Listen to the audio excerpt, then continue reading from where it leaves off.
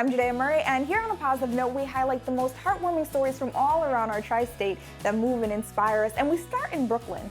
A woman making it her mission to take care of the healthcare workers who took care of her dad. Kana Blooms bought coffee for the NYU Langone Brooklyn hospital staff every day that her father-in-law was hospitalized there. That included the nurses, the doctors, even the security guards.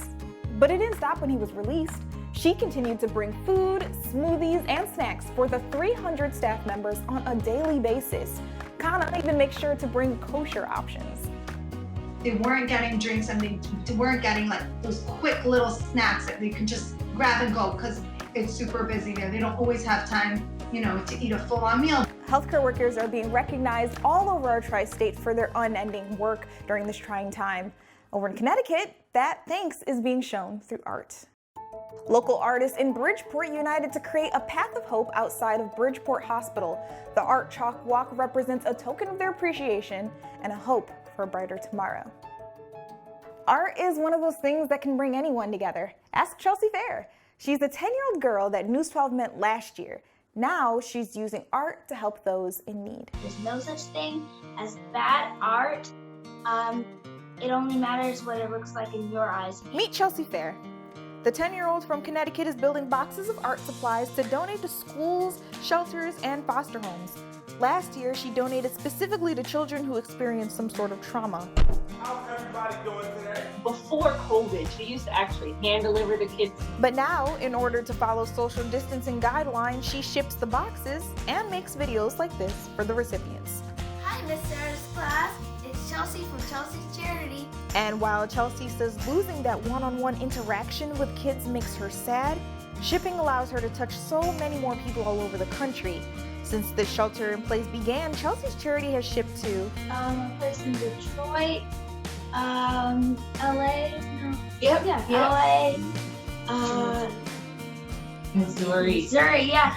We've done so many places since Philadelphia. then. The list goes on. 21 boxes went to Miss Sarah, a second-grade teacher in Hartford, Connecticut. Her delivery will help keep her students busy at home. And though it's called Chelsea's Charity, It should be called Family Charity. because everyone plays an important role.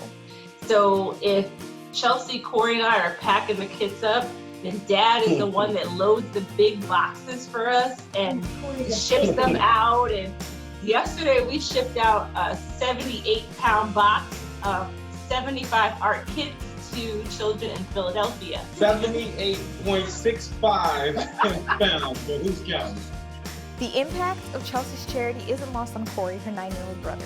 Because she's done so much to help other kids, and it just makes me feel great that I'm helping her do that. Oh, Chelsea set a personal goal to donate to each of the 50 states in America.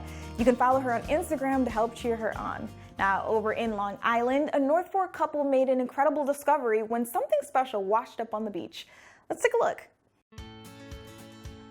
Sandy Wicklund normally takes home buckets of rocks, shells, and driftwood from the beach near her Riverhead home.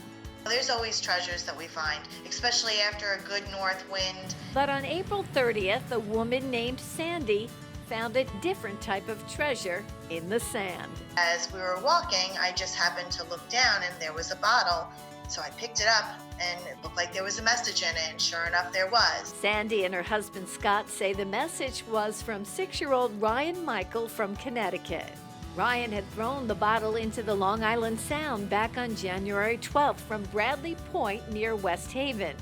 Several months later, Sandy found it laying along the dunes on Iron Pier Beach in Riverhead. It was cute, just brightened our day, made our day. She got very excited when she saw it. In the message, Ryan wrote his favorite color is red and asks that the person who finds the bottle reuse it to send a new message. Did you think somebody would really find it?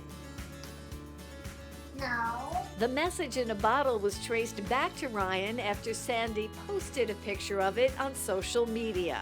A friend of mine from work saw the post and sent it to me and asked me if that was my boys, and I said, yep, that's them. Sandy and Scott say they're taking Ryan's message and they're placing that and a message of their own back in the bottle, and they're sending it out to sea where it ends up next. and hopefully maybe someone will find it. Sandy hopes the message will bring a ray of sunshine to someone else the way it did for her family during this difficult time. This was just something that was a little bit brighter. How cute is that? And we heard a similar story in New Jersey. A long-lost wedding ring found its way back to its rightful owner after taking a dip in the Atlantic 18 months ago. Trish DeStefano was walking her dog along Deal Casino Beach when she spotted what looked like a ring in the sand. She noticed it was engraved with two names, one being Chris Jones. Well, turns out he lost the custom-made ring while surfing back in 2018. Trish took to Facebook to track the owners down and heard from Mr. Jones shortly after. It was actually amazing because it seemed like within about 20 minutes, somebody had already tagged the people who owned it. So I know they were thrilled to get it back. It just feels even more special, and to be honest, a little bit of wear and tear it did get gives a little more character, gives it a story, and I'm loving it, to be honest. I'm speechless. And that brings us into today's Did You Know, full of new knowledge you'll be happier for knowing. Did you know you and your little ones can learn weather with us? That's right, News 12 meteorologist Sam Wajiri has been putting together these fun lessons. Hi everyone, I'm Sam Wajiri. Thanks for joining me. Okay. So get this, not only do you get to put together a cool project with your little ones, but Sam also breaks down the science behind how it all works. You can catch up on all her lessons on news12.com.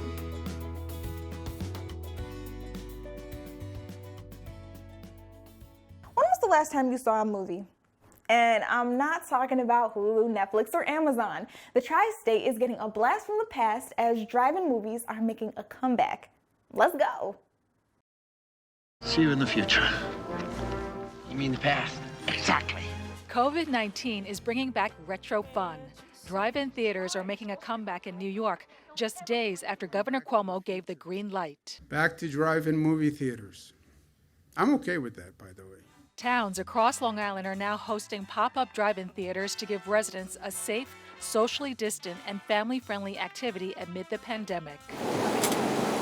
Coach Meeting House in Oyster Bay will be showing The Goonies at its first drive-in movie event this weekend. We want to provide experience for the community where they could be socially normal but socially distant at the same time. And I thought a drive-in movie theater kind of solved that problem. In Sayville, where the Hamlets movie theater remains shuttered due to the pandemic, officials are planning a pop-up drive-in theater for June. They say the location will be announced shortly. I think it's going to be so exciting for kids in this generation to see how a drive-in works. And I think it's going to be great because they're going to be able to eat in the car, watch the movie. Over in the town of North Hempstead, residents will be able to park their cars at several venues every weekend this summer to enjoy a movie. They will be socially distanced in their cars. We're not putting cars one next to the other. And they'll be able to have a nice family night out. Without feeling that they're in any danger. Kind of gives us a little bit of normalcy, and obviously this is my mom, and this is what she used to do when she was younger, so we're gonna give it a go. Are you guys very excited to see the Jurassic Park movie? Yeah. A great escape from cabin fever and pandemic stress. And it's really cool to see people smile again.